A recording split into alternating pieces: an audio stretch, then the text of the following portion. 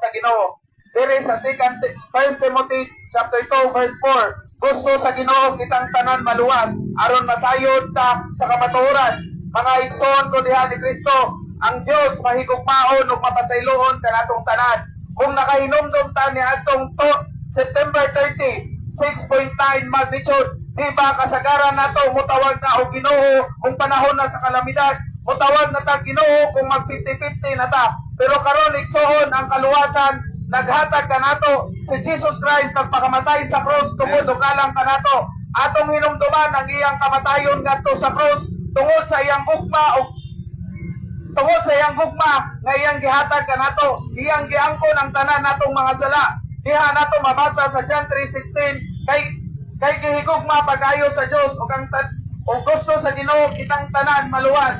Busa igsoon karong panahon na wala ta masayod kanus at ta mamatay. Dili ta moingon simbako in taon, pero tinuod igsoon kitang tanan mamatay ta. Kaya ang kamatayon dili man mahibawan, usa ka traitor ang kamatayon. Apan igsoon ang imong kinabuhi naa paghihapon sa kalibutanon.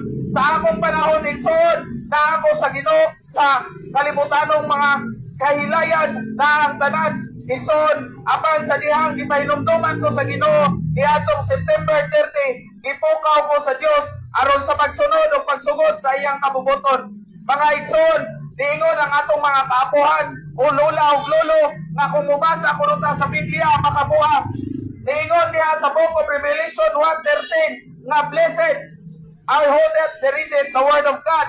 Pulahan ang mubasa, wa mo ingon diha mabuang. Kaya ako, for almost 7 years na ko nagbasa sa pulong sa Ginoo. Until now, wa gyud ko mabuang. Pero kasagaran na to, kanabitong mga nakainom sa bisyo, mapalit ng ugyaw-yaw igsoon. Mana mga igsoon ko diha ni Kristo, karong panahon na, daghan ng kalamidad nga atong masinati. Kung kanang mga post sa Facebook nga nigingon sila dabigwan, wa ta kahibaw kung unsay plano sa Ginoo. Aman igsoon, gusto sa Dios nga ikaw maluwas. Gusto sa Dios nga dili ka malaglag ngadto sa impierno. Kay ngano man ang Dios gusto sa Dios nga kitang tanan makasaka sa langit.